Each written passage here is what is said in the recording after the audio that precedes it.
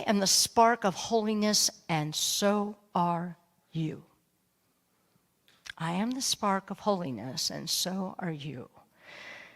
You know, I've been following this 8 Habits of Love book, and we're on the 7th habit of love, and that is how, so to speak, compassion. And I want to read from you that this is an excerpt out of that chapter, and it is about Archbishop Desmond Tutu is in the United States, and he has been invited to speak at All Saints Episcopal Church in California. And his title, as they were billing it, because he's well known, right? His title was All Human Beings Are God Carriers, No Exception. All human beings are God carriers, no exceptions. Many of other faith traditions, many ministers of other faith traditions were invited to have front row seats for this service with Desmond Tutu. And one of them was a rabbi, Rabbi Joshua Levine Grader. And I'm going to read this to you. He says he had been quite nervous about attending the service, that Archbishop Strong, Reverend Tutu, his strong criticisms of Israeli occupation in Palestine have made him unwelcome, Reverend Tutu, unwelcome in many parts of the Jewish community. The rabbi knew that many of his own congregants would rather that he go there and picket Tutu's sermon than to attend and learn from it. The rabbi chose to attend and be a learner. For those of you who have heard the sermon the last week or two, and I've talked about being a learner, an avid learner. That day, he was deeply moved by the Archbishop's assertion that every person on earth is a piece of God who therefore is holy and deserves respect, dignity, compassion, and love. I think the rabbi would have been grateful for that insight alone, but then Tutu pushed it even further. After hearing the sermon at All Saints, Rabbi Levine Grader began thinking more than ever about the differences between living ethically and living holy, between setting up a society that seeks justice and equality for all and a society that goes even further and seeks the holy in all people. As the rabbi later said, it is easy to love those similar to you, to love those that you already love. To be holy, to be God carriers, is to love those you don't like, even those you hate. To find the spark of holiness. Where did it go? The title. Can we go back one? We lost the title. There we go. Yes. All right. To find the spark of holiness, the spark of God in every person and every human being. Once a week now, this rabbi does a meditation group in his synagogue, and on the Tuesday after Tutu's sermon, a group of congregants at the synagogue talk quietly, sit in stillness, and meditate. And the words of the rabbi thought of the words of the great Hasidic masters. And they said, who called upon us to love our enemies and to pray for those that we despise, and most powerfully say, when we see evil in others, use it as a mirror to see what is wrong with ourselves. Do you want me to repeat that again, or you want me to just skip that part? When we see evil in others, use it as a mirror to see what is wrong with ourselves. That is not easy. It doesn't mean that you are that person or that you are exuding those behaviors of that person. But what it does mean is, have you felt that way at times? Now, come on, and you got to be real. Have you ever felt a sense of hatred? Right? Have you ever just wished that that person would leave the face of this earth? Really, seriously, we have. If you're human, you have felt those things, right? So let's talk about compassion, because that's what this is about on the 8 Habits of Love. Compassion. Now let's go to that definition. Compassion, Merriam-Webster, compassion is the act of or capacity for sharing the painful feelings of another with a desire to alleviate it. With a desire to alleviate it. And let's go to that next one. Compassion is to look beyond your own pain to see the pain of others. That's the one to take a picture. We do not have Jack here today. They're out of town. So anybody that wants to take pictures of anything going on today, and please share it with me. I would love it so we can put it in email blast. But these are good to share on your Facebook page. Compassion is to look beyond your own pain to see the pain of others. Now, I know that I have gotten stuck dwelling in my own pain, that I can't even deal with somebody else's pain, right? That's when you need to be compassionate with yourself. Yourself. Because you're not going to be any good to be compassionate to somebody else if you're in the doldrums, right?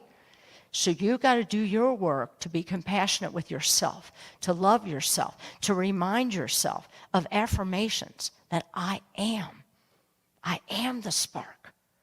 I am the spark. I was made from that spark. And I'm made in that image and likeness of that spark, whatever name you give it. You'll hear God, you'll hear good with 2 O's. You can hear life. All of that, you were made in that spark from the universe, which is light, pure light and love. Oh, I get a little passionate about this subject. Here's the next one. Here's this tougher one, right? To love our enemy is impossible. The moment we understand our enemy, we feel compassion towards him or her, and he or she is no longer our enemy. Doesn't mean they have to be your friend. Okay?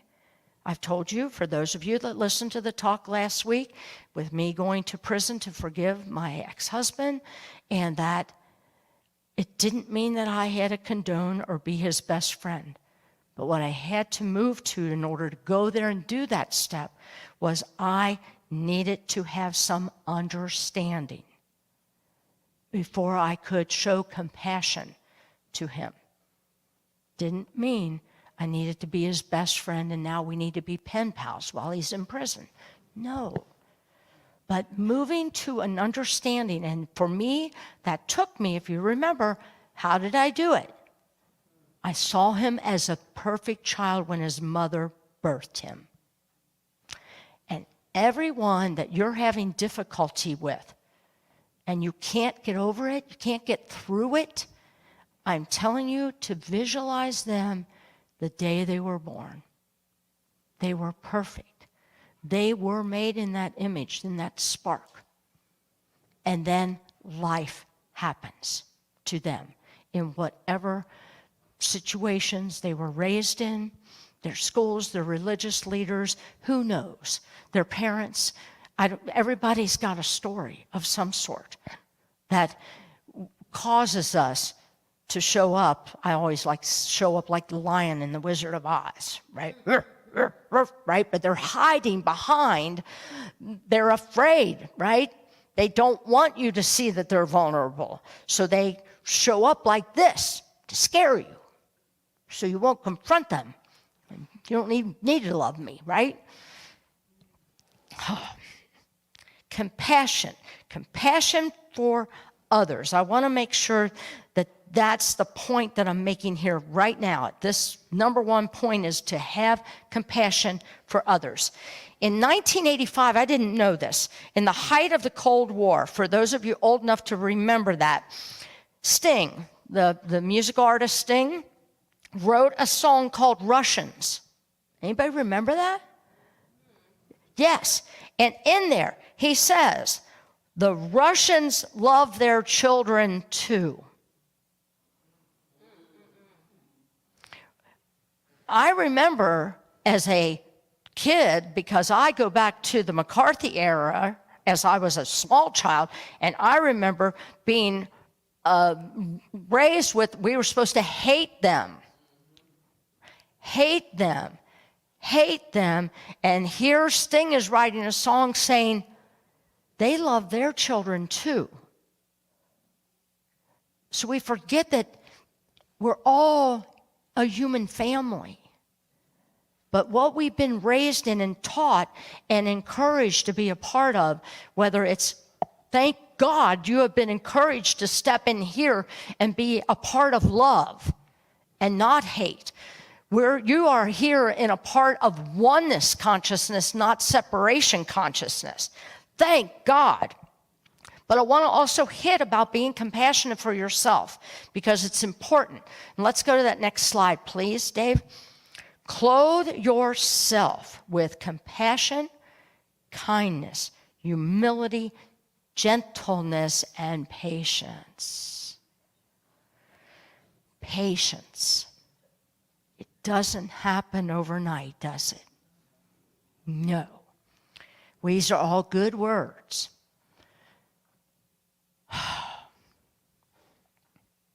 But it's not so easy, is it? I'll do it quicker for you. I'll be compassionate with you. I'll be kind with you. I'll be loving. I'll be gentle. I will have patience with you. I got the patience of Job with other people, but I don't have it with myself because I want to now. I want to change it now. Change my behavior now, right? And why can't I be like so and so? You know, she's always happy, loving, right? Be gentle with yourself. You know, there are people going through a lot of pain right now. Some of you are sitting in this church right now, and you are in a lot of pain or a lot of fear, a lot of the unknown. And people, loving people, will say things to you that really you wish you would not have had that conversation with them because they just aren't thinking, right? And so you're like, why can't I get over this? Why can't I not be fearful? Why can I not be sad? Why do I keep having these moments, right? Be gentle with yourself. Be compassionate with yourself. I was never taught that as a child. Was anybody taught that as a child? Maybe if you grew up in Unity, you were taught that as a child, but most of us didn't. And we got here a little too late, and so all those memes were already downloaded in us, and now we have to spend years unlearning those memes. And it's good to be gentle with yourself. One of my great teachers in this church is Reverend Sandy Malloy. I watch her move, being gentle with herself through all kinds of things in her life. I see a bunch of you out there because I get to know you more intimately. And I see you dealing with this, and then I see you dealing with that, and then I see you being in community where people will clothe themselves around you, not physically, but you feel that. You feel that when you walk in this door, that there is a safety here and that you're loved. You're being clothed in compassion so that you can remember to be compassionate with yourself. Let's go to that next one, please. Oh, yes. Before we hit that, do you know the Bible talks about the yoke? Do you know what the yoke is? The yoke is that contraption that is put on either two horses or two mules. And do you know why that is? Why do they do that? What, Ron? To pull evenly and to not wear out one of them. Because to try and pull that with one mule or one horse will wear that horse out. But by putting a yoke on both, they both pull evenly and it distributes the weight. There's one big yoke here in this church. And you've got them in your life.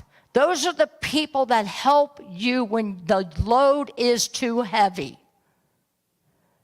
Am I the only one that experiences this? Have you experienced people in your life that show up unexpectedly and they don't say it, but it's like, I'll hook onto the other half here and let's walk together. Right, that's what that verse is about in the Bible. It's about when you don't worry, you don't have to carry this by yourself. Put the yoke upon me as well, and we will do it together. So don't be afraid. I was talking to somebody about, many of us have this little thing about we hate to ask for help. Well, how am I going to know that I need to hook on and help you carry something if you don't tell me? Right? So you've got to ask. You ask the right people. Don't go. You know the negative naysayers. And why we go to ask them for help, I'm not sure. But I've done it. And then it's like hitting my head against a brick wall because they're not feeding my soul. They're actually draining my energy, right? So, we are all carriers of God, universe, love, light, the beloved, good. I love when I read things like this and I say, we are all carriers of good. We are all carriers of that spark of light. Can you take that on? You really are. Well, you are because you were born that way, but are you ready to own it and carry it? Because that's what we're being called to do. And if we want to say that, oh, I can't believe the world is in such a mess. Oh, I can't believe there's so much division and so much hate. That is cancel. Cancel that verbiage. Cancel that thought. Because that is not being a carrier of good. That is not being a carrier of light. That's being a carrier of darkness. And is that going to get us anywhere? We must be the carriers of light. How does it say? It's easy to love those similar to you, to love those you already love, but to be holy, to be God carriers, is to love those you don't like, even those you hate, to find the spark of holiness. I'll just remind you again, I had to find the spark of holiness in my ex-husband at prison.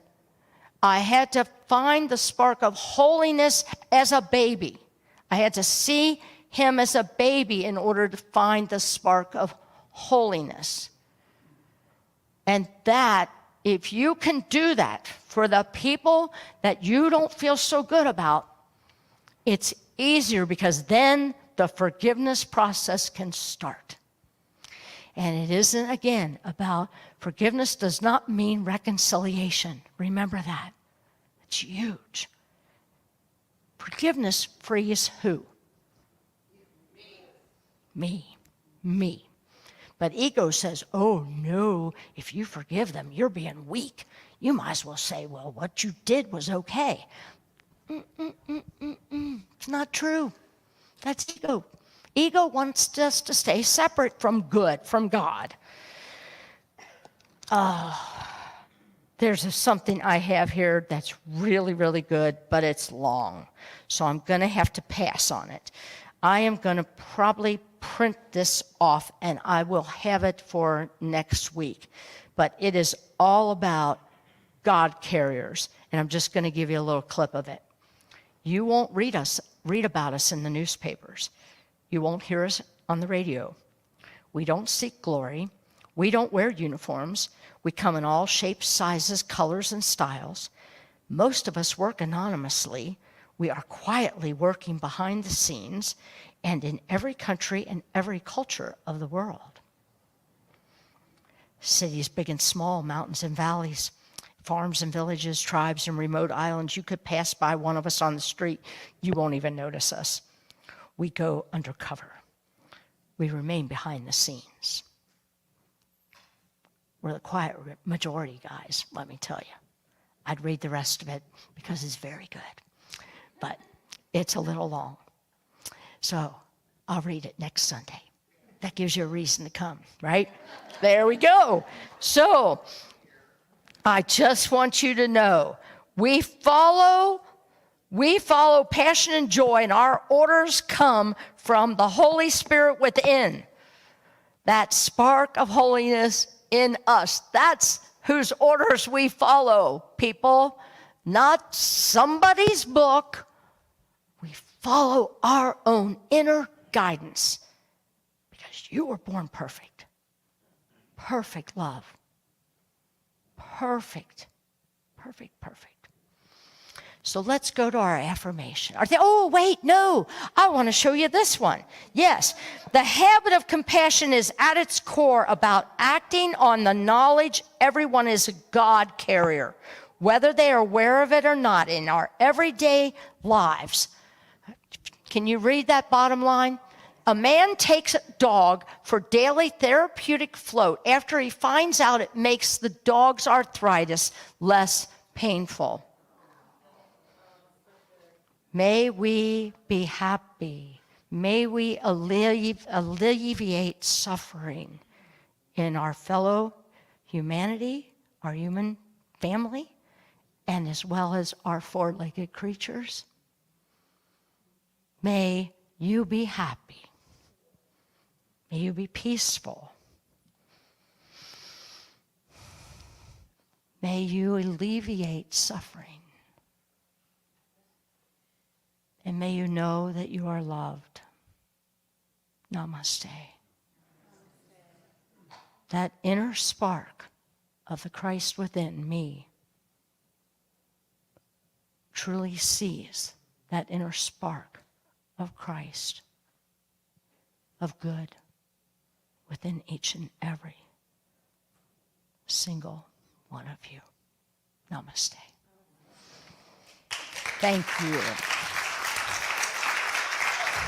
Thank you.